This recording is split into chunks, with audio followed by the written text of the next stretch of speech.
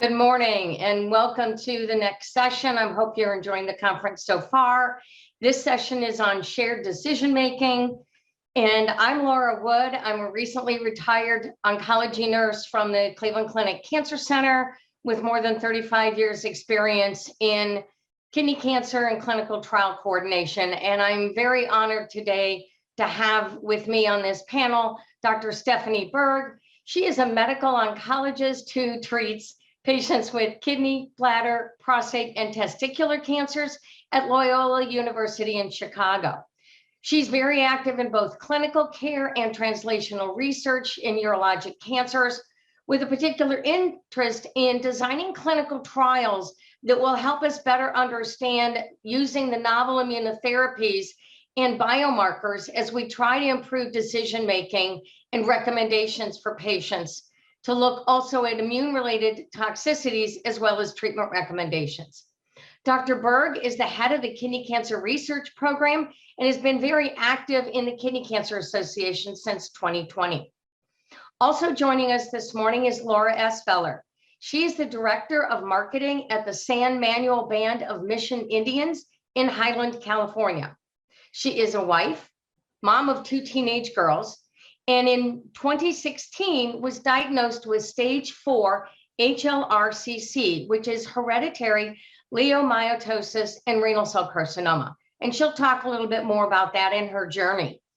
When she's not busy with all those other things, she's doing things like hiking and Zumba and traveling prior to the pandemic. And when she was first diagnosed, Laura started a blog that was really able to help her as a coping strategy, as well as being able to help communicate with family members and friends about her diagnosis and journey. So with that, I'll go ahead and get us started on this session, which is shared decision-making. So you might ask, what is shared decision-making? And that really occurs when the patient and caregiver, because I don't want to leave out the caregiver, work with a provider to come up with a treatment plan and decisions that are best for the patient, but need to consider things including evidence, information, what is the data showing us, what is the provider's knowledge and experience, and the patient's values and preferences. And there are some references here for you should you have more interest in looking this up. So one of the things, and I will share this then and let Dr. Berg take over, is talking about what is shared decision-making. Thank you, Laura, for that kind introduction, and good morning, everybody. I agree. The concept of shared decision-making is an essential component of all care, I think, not just oncologic care, but all physician-patient relationships. And some assumptions, I think, are important when we interact with our patients and with caregivers and patients during any clinical visit, is that patients want to be fully informed. But I think there is something where knowing what that means to be fully informed, what you want to know, is always really helpful going into this session. We also want patients to participate in this concept of shared decision-making. This has been around for a while now. It didn't used to be part of medicine. I think it is definitely part of my training since I've been a doctor, but I know, back in the 50s and 60s, this was not how we did medicine, but this is, I think, standard of care today of how we can participate on both sides when you come to a clinical visit. And as well, physicians who are fully informed will honor patients' values and preferences. This is, again, how we practice. This is how we're taught in medical school. And you should also be comfortable with a doctor that uses this philosophy. And we also have to talk about risk. So sometimes patients are more risk adverse than their physicians, knowing what the risks are, the benefits, what they're willing to do. So something to think about when you talk with any doctor. And then when I think about shared decision-making, and a lot of my colleagues, is how do we define the population? So who are we talking to? What are we dealing with? Obviously, in the cancer world, we are dealing with not only our patient, but their caregiver, their family. We're dealing with also social work. We're dealing with a multidisciplinary team. So that's something that we like to work with, not, other providers, surgeons, radiation oncologists, things like that. We also want to use a decision aid if available. Some aids are better than others. Some can be very complicated. Some you tick a lot of boxes. Some, might be too little. So there's something that could be used at your patient visit. And we also want to provide support. So we want to make sure that every patient understands their treatment options. This is always best when there are a lot of treatment options that exist. I find that a lot easier to kind of talk with patients. It is a little bit more challenging when there's maybe a few. And that we know that the patient has about that you have thought about these options in the context of their own preferences and values. And of course, there's going to be a clinical discussion. I think we're going to go over it more, but how much information do you want to know? Do you want to know everything? Do you want to be autonomous? Do you want the doctor to tell you? Do you want to be the one in charge? Do you want to be equal? So something to always think about when you meet with your physician for the first time. So Laura, why don't you share with the group a bit about your diagnosis and what you went through? Sure. Good morning, and thank you so much. So I was diagnosed in May of 2016 with stage 4 HLRCC, also known as hereditary leiomyomatosis and renal cancer. And that was actually related to a papillary kidney cancer diagnosis. I was unaware of my genetic disease before I was diagnosed with stage 4 cancer. And I had a very complex tumor at the time. It was 13 centimeters upon diagnosis, and it had invaded my inferior vena cava, which is the main artery that brings your blood back up to your heart from your lower extremities. So I was living in Las Vegas at the time, and the ER physician that diagnosed me helped me get a referral through a local urologist to UCLA so that I could have surgery because I had such a complex case. So Laura, talk a little bit about the decisions. When you were diagnosed, you had to think about surgery locally or traveling to a kidney cancer specialist for surgery. What about a surgical clinical trial? What about genetic counseling? And at what point do you bring all of those up? So talk a little bit as you navigate through your journey. How did you work through these factors?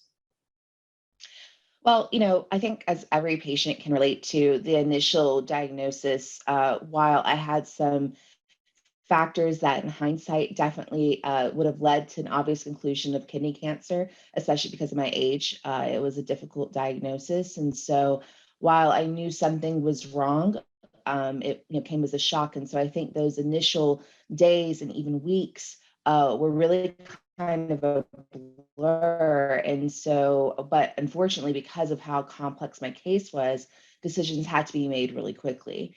And so I was really fortunate that my local urologist was very honest with me and shared that his recommendation would be to go out of state for surgery because of the complexity of the case.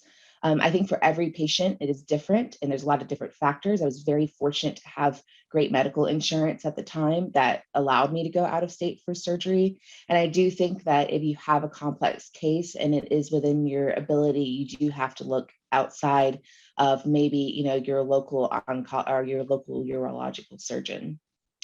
So I was referred to UCLA and had my surgery there and spent 10 days in ICU and in the hospital. Afterwards, I had a follow-up with my local or with my UCLA team.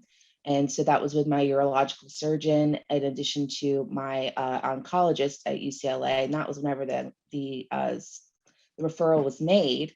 And I think that's also another time where I always encourage clinical trials if that's an option. Unfortunately, because of the complexity of my case, I didn't have the option to do a surgical clinical trial, but I was later presented with the opportunity to do a clinical trial for my treatment because unfortunately, after my surgery, my follow-up scans showed that I continued to have metastatic disease.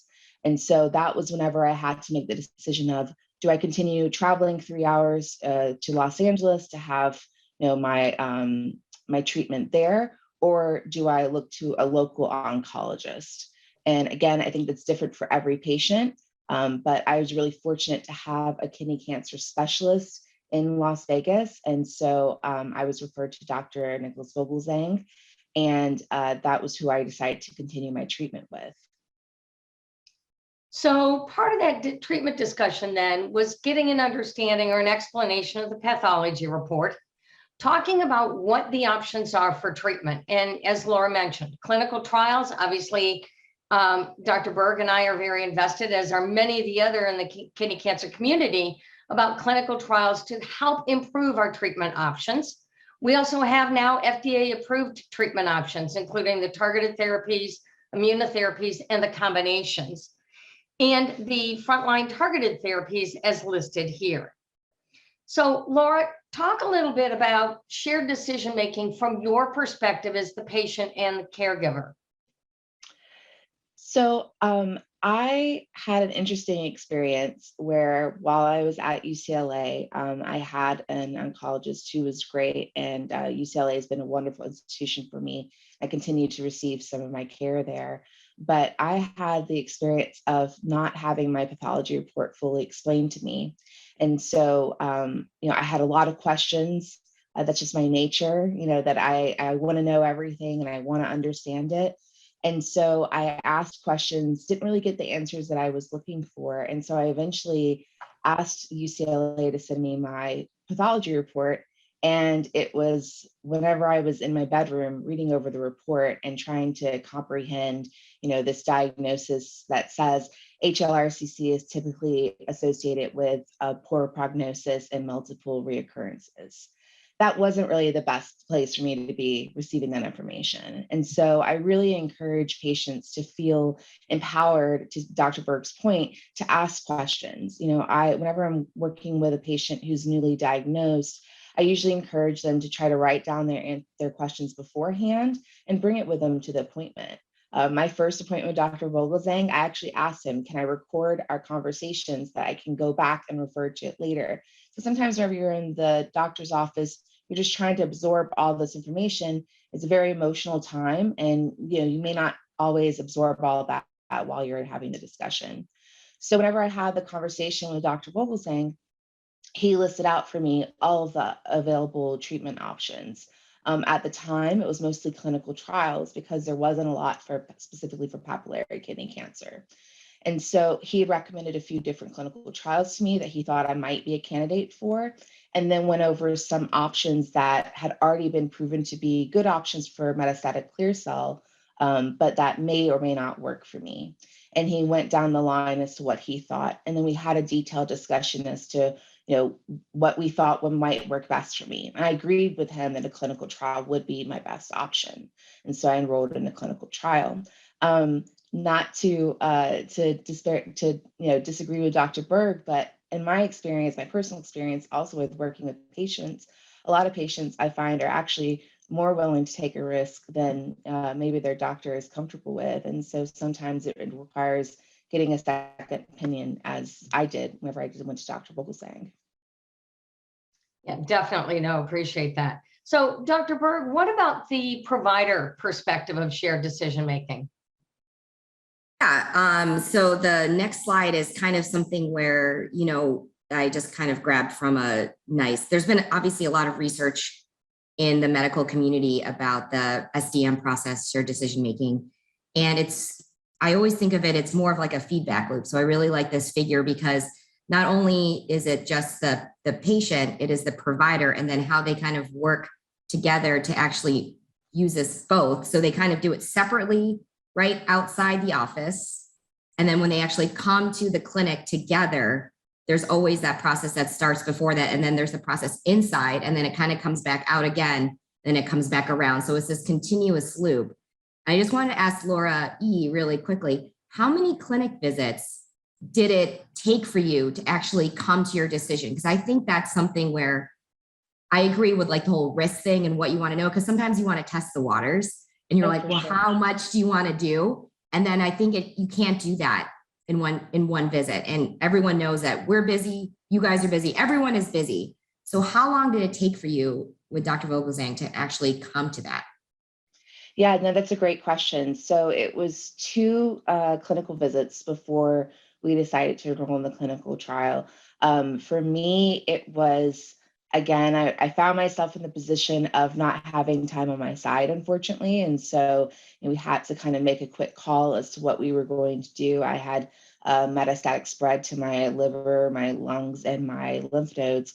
And actually, if I count, he actually had referred me to a radiation oncologist too, that had a liver, metastatic disease, to see if maybe we want to treat that first before trying systemic therapy. And so if I count that, it was actually 3 visits before we, decided to enroll me in the trial. And after that visit with the radiation oncologist, we decided together, actually with his consult, that it was best for me to try systemic therapy first. And that, I think, is really important for a lot of patients to understand, is that we can't do all this at one time. I think it's so important that you have to, either, come back, but to just talk on the phone and just really have these conversations, ongoing conversations, which, if we can just go back to that figure again, it's just something where, thank you. It's just something where, again, there's shorter term patient questions, and then there's longer term patient questions. And sometimes in the short run, like you were saying, Laura E., about, well, I know my cancer is spreading. We need to do something now. And that's what you might talk about in the beginning. And then later coming back, well, then what's my actual prognosis? What are my numbers like when I start therapy, et cetera, like what do you want to know? So it's nice to always, I think, try to split it up in these 2 parts, because again, when I know a lot of providers, we provide too much information, we call it cognitive overload. It's too much, it's way too much. And that can have a really negative effect. And that's not what we're trying to do. But, as doctors, we just want to give you guys so much and so much. And then we realize, like, oh my gosh, they didn't record it. They didn't have someone with them. They're by themselves. And then you're like calling them. You're like, so you don't have a decision? You're like, of course they don't have a decision. I mean, how would anybody have a decision? It's so unrealistic. So it's really that, again, that relationship from providers and patients, understanding that on both sides. So I just wanted to get that across. We can go on. Thank you. No, I think that's great. Let's stay on this slide for just a minute, and I'll ask the second question then of you, Dr. Berg, and that is, what suggestions do you have to help patients and caregivers feel comfortable about this evolving conversation? I think, first of all, if you can always bring somebody to a visit. I mean, I know with COVID and everything, it is so hard, but that extra pair of ears, a recording, something to take notes, it is so important, because you will always have more questions. And I agree with Laura, sometimes just doing one visit of just reviewing pathology, what your cancer means. I mean, I encounter a lot of patients when I say, yes, you have kidney cancer. Do you know there's 2 types of kidney cancer? And they're like, what? And just kind of going through that. And I agree, there are words and there's so much medical jargon that we use. And sometimes you don't want to break it down so simple, but you want to make sure that, everyone, you're speaking at a same level, because there are things that patients can read in their CT scans, their reports, and all that information. I know we have Epic at my institution, is like this accessible. It comes out immediately, and you guys have it on your portal.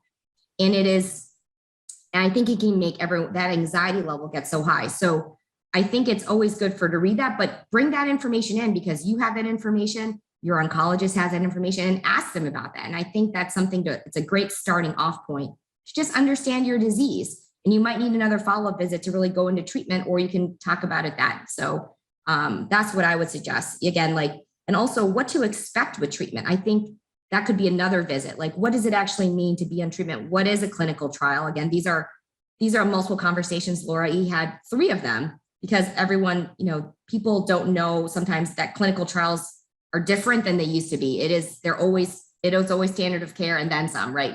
We don't really do a lot of placebos. We only do placebos in certain situations. But most clinical trials, especially phase 3 trials, are mostly treatment trials. So something to talk about if you're interested. Some people don't care and they want nothing to do with it, but it's always a question to ask, because I know it's really pushed in the medical community, in the oncologic community, for a very, very good reason, of course. Yeah, great. Thank you. So Laura, build on that with telling us about your treatment plan.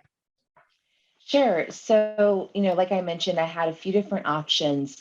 It's interesting because my UCLA oncologist and Dr. Vogelzang did not agree on what was the best treatment option for me. So I had to make a gut call, and I decided that I was going to enroll in the clinical trial. Dr. Vogelzang had done an amazing job of just explaining everything to me, which is why now I live in California and I still go back to Vegas for my visits with him. But he did an amazing job of explaining to me, the different options. And so actually the first clinical trial that he thought I was a candidate for was the one I decided to enroll with. And that was actually the first clinical trial for papillary metastatic patients. And so I enrolled in that trial in 2016, and there were 4 different options for treatment that I was, randomly assigned to each participant. And to Dr. Berg's point, whenever you were dealing with metastatic patients, especially, there's no placebos at that point. It's really just trying to determine maybe what, type of treatment is best for that patient. And so I was randomly assigned to Cabometyx or cabozantinib.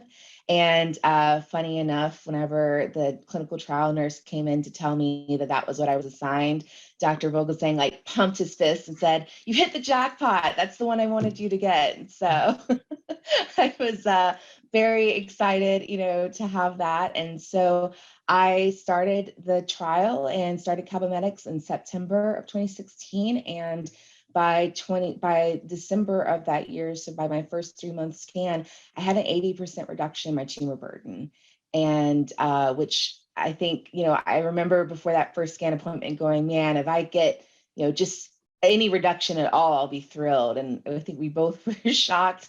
I actually jumped up and like hugged him, and just, we were so excited. And by July of the next year in 2017, I had my first scan that showed no evidence of disease. And, it was a kind of a bit of a gamble, but I was really fortunate, and I'm glad that I did the trial because, quite frankly, it saved my life. No, that's wonderful. Absolutely wonderful. So now you've got scans that show no evidence of disease, or what we commonly refer to as a complete response to treatment. Now you're at another bridge point of shared decision making. So your treatments now are continue the cabozantinib, depending on how you're tolerating it, et cetera, or hold treatment and resume if the scans are needed. So Dr. Berg, talk about the points that need to be thought about for shared decision making at this part of her journey. This is first of all, congratulations on when I read this, I was just, like a tear came down because, this is a standard of care now, the cabozantinib and papillary metastatic cancer from this study. So amazing. And I think this is something where you're at this point, which is wonderful to hear. And these are the stories that we talk about for stage 4 kidney cancer, especially the non-clear cell type. What to do. You have no evidence of cancer in your scans, but we know that kidney cancer, it could always come back. And I think that's something where with any cancer patient, it's never gone. And it's something that I think everyone, you kind of talk, it's like the elephant in the room, right? Obviously we always want to be positive, but we know you're under surveillance. And I think that's something when we talk about our patients about continuing treatment or going under active surveillance, that active surveillance, if treatment were to be discontinued because there's no evidence of cancer, is not discontinuing treatment. It is still, it's kind of like we talk about, because I do prostate cancer as well. It is still treatment in the sense we are imaging you. We are making sure we are watching. We are surveying you. You're coming to clinic. We're checking on your symptoms. So it is something where it's still an option and it's very reasonable. So I think, especially a lot of these drugs, these chemotherapeutic agents are not easy. Quality of life, I think, is so important. And I'm sure Dr. Vogelsang, spoke to you about that and how you're just feeling because you're a busy mom. You're living your life, being on this drug might, after so many years, it just can wear you down. So I think, whatever, I'm not going to say anything because it's your treatment, but I think either one could be very reasonable. And I think sometimes when it is no evidence of disease, active surveillance and putting it just for imaging that is something I would have suggested at that point, just to say, hey, you did great. Let's keep a close eye on you and watch, especially after so many years. I mean, it's great. It's just amazing. Like I love hearing stories like that. This is what drives me, as an oncologist to help patients like you and help everybody. So thank you so much. Yeah, I think that's a really good point. And that was a difficult decision for us because, of quite frankly, neither of us thought we would be able to even make that call. And, I'm grateful we were able to make that call. But to that point, especially 2017, I mean, it's just incredible how fast the field moves, right? 2017, which was not that long ago, quite frankly, right? At the time, it was like unheard of to stop treatment, even with NED, especially with having a genetic disorder that is prone to having frequent, recurrences. And so we decided to go ahead and continue treatment for a while. I reduced my dose down to 40 milligrams and, kind of kept an eye on it. But we really didn't know what the right call was. And so, and quite frankly, thought I would have a recurrence, after maybe a year or two. And then I kept having, clean scans. And so whenever it got to 2020, right before the pandemic, I had a suspected pulmonary embolism. And thankfully, I didn't have any, major complications, but it was enough to make me take a step back and go, is it really worth it for me to stay on Cabo, or do I take a treatment break, right? And it was a very difficult call because Cabo was kind of my security blanket in a way, even though I was having major side effects and exhausted, right, from the drug. And I look back now at pictures of myself from them and I go, gosh, I really did look pretty sick, even though I didn't think I looked sick, right? So it was a difficult decision that I had to, make with my family and friends and just kind of talk it over. But we did decide to discontinue Cabo in April of 2020. And thankfully, I had another scan in March of this year, and I continue even 2 years after stopping Cabometyx to have clean scans. And so I'm really grateful for that. But to your point, Dr. Berg, it is continual, even though I'm not on drug anymore, it's still active surveillance, and I'm having 4-month scans at this point. Yeah, and it is for those of us like myself that have been doing kidney cancer for a long time. Where we've been and where we have come is such an absolute blessing. And as you both have mentioned, a lot of this, all of this is the result of patients like you, Laura, that were willing to participate in clinical trials to not only ideally benefit yourself, but to benefit others as well. So, as a clinical trial nurse, thank you so much. And, not everybody has the best outcomes, but we also have to learn how to improve. And that's the work Dr. Berg is doing with the translational research. So when people think about, do I need to get a biopsy if I'm going to do a clinical trial, or a biopsy on study, understanding the rationale and the importance behind that, all of those pieces and parts are part of shared decision-making. So Laura, talk about the decisions of the local oncologists, traveling, logistics. Absolutely. And, Laura, one of the things that whenever I was making the decision to do the clinical trial, I was very realistic about my odds and my prognosis. And so for me, it was what, I may not have much time left. What can I do to benefit, future patients behind me? And so I was really fortunate. I found some information online from previous patients that had done clinical trials, and I'm here because of them, because they took the risk. And so I always encourage patients to at least explore their options whenever it comes to clinical trials. As far as for key questions, I definitely think that, obviously it's difficult sometimes to receive treatment out of state or out of your local area. I had to consider my work schedule because I needed to continue working to have medical insurance. My expenses involved with that, all those things. But if you are trying to make that decision, I really encourage patients to have an honest conversation with their local oncologist if they're going that route. It is okay to ask, how many kidney cancer patients have you seen? How many kidney cancer patients, have you treated this year, right? How much experience do you have with a rare cancer? Because quite frankly, kidney cancer is still relatively rare, right? Even though it's one of the top 10 cancers in adult patients. So, you want to make sure that if you are seeing someone local, that they have experience. You don't want to be the first patient, unfortunately. And if you do have within your capability to go to a research hospital, or, at least a teaching hospital, I always encourage that, even if it's just to get a second opinion, especially now with COVID, a lot of patients do have the ability to even get virtual second opinions. And so if that's available to you, I really encourage patients to at least explore that option.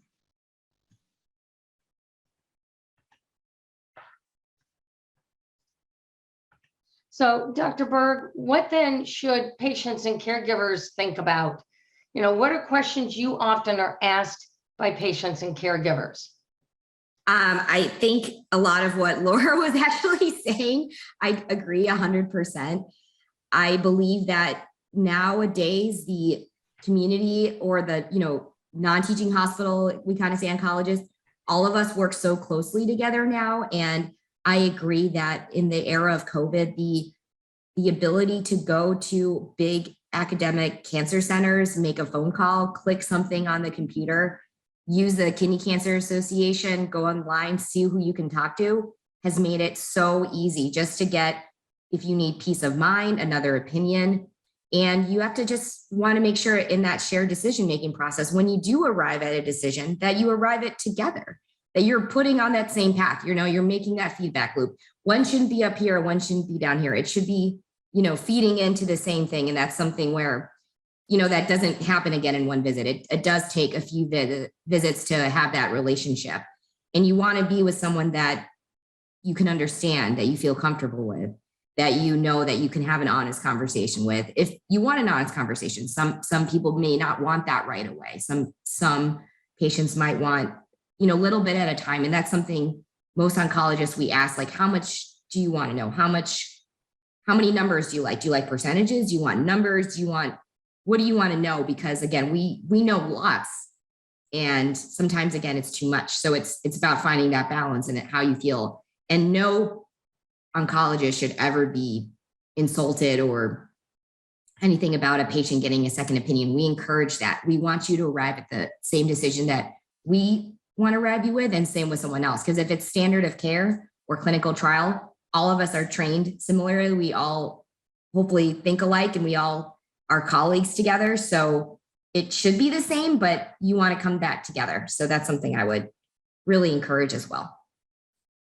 Yeah, and I think that's an ongoing process throughout, both from the initial diagnosis, like you did, Laura. You looked at what your options were, where you had the opportunity to go, and did you need to travel in order to get what you felt was for you and your family the most appropriate and the best care up front and all the way through. So thank you both very much. So let's spend a minute, Laura, talking about genetic testing and how it played a role in your care. Sure. So I had no idea, like I said, that I had a genetic disease. And whenever I was at UCLA, it was the first time I had a doctor come into my room and say, "Do you have bumps on your skin? Do you have fibroids?" Right? And I was like, "What? Why is he asking me this?"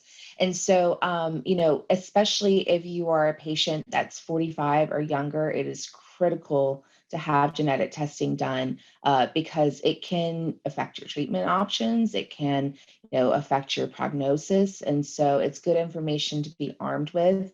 Also, if you are fortunate enough to catch it early, not stage 4 like me, it's really important for your surveillance scans too. And so I really encourage, of course, any patient obviously has the option of getting genetic testing done, not just for them, but for their families. But, if you are a younger patient or have a rarer form, so non-clear cell cancer, it is really critical to have that diagnosis. And actually, this diagnosis has impacted my health in other ways. So, I have OBGYN issues like fibroids and all because of this diagnosis. And so it really just, once we came to that conclusion, I had genetic testing done a few months later, actually after I'd already started treatment, to confirm the diagnosis. It has helped inform all of my doctors, although sometimes I'm the one kind of educating, my OBGYN about the disease because it's not very common. Thank you very much, Laura. So Dr. Berg, talk from the provider perspective of rare kidney cancer types and genetic testing. Absolutely. And 100% again, agree with Laura. She's an all-star here. Younger age, I would say, 45, 50, we do all not just genetic testing, but also what we say germline testing, which is, inheritable testing. And it's not just when you get the test, because these reports are crazy. There's stuff written in there that sometimes, like Laura's saying, that as physicians, we're like, oh, that gene, or that's, we find things. And so I also encourage to get the testing, but also see a genetic counselor, because the counselor can go through all of this. And there are, these trained professionals in every cancer center to go through these reports, because we might not find something specific for kidney cancer, but you never know what could come up when we test, right? That's, some of the things that when we talk about when you make that decision to do the testing. Well, when we get the report back, what do we do with it now? If we don't find something perhaps for kidney cancer, what does all this mean? And that counselor really helps us in oncology to go through that and help educate, like Laura was saying, other providers, because it is not common to get these tests, but when you're a young person with cancer, it is something encouraged. And now we're actually doing it for a lot of patients that have any diagnosis of cancer, because we just find so much information that we're trying to see how we can absorb it and use it for future research and treatment options. So I would say, always ask about it. It's covered by insurance, get a counselor, and maybe just sit down and go over it to know what it means, because it's a lot. There's a lot of implications from it too, for you and your family. Wonderful. Thank you both. So just a quick, we've got a few minutes left. Quick thoughts, Dr. Berg, any key takeaways? Absolutely. I think, the shared decision-making process, or, SDM, is something that is so important in all patients. And, 2 principles just to highlight again are core knowledge and values. So again, what is your disease? Ask your doctor questions, bring in a caregiver, a loved one, record it, know your values, your preferences, your risks, expectations when you go into a visit, take notes, and always call back. Multiple visits are key. Laura? Thank you. I agree with what Dr. Berg said. Honestly, it really is just about communication, and especially if not just whenever you make that initial decision, but as you go along in treatment. I had different, side effects that popped up that were kind of like, what, or Dr. Vogelzang would try to explain to me, like, you're going to feel really tired. Well, really tired was like a nice way of putting it, right? And so I think that it's just really crucial to have those honest conversations with your doctor all throughout your treatment. No holds barred. Make sure that you're being honest, because if you're not, there's, you're doing a disservice to yourself, quite frankly. There's different things that can be done to help you with making sure that the side effects aren't as severe. And so I really encourage patients to just keep that open line of communication with their doctor. And they've heard it all. Don't be afraid to have those difficult conversations sometimes, but don't suffer in silence either. There's plenty of options whenever you're going through treatment for side effect management. And so make sure to mention those to your doctor.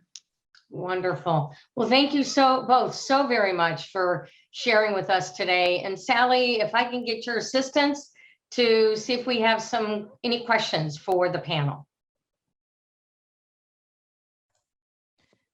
All right. I was told to come on camera when I speak, so I don't look like the Wizard of Oz behind the curtain.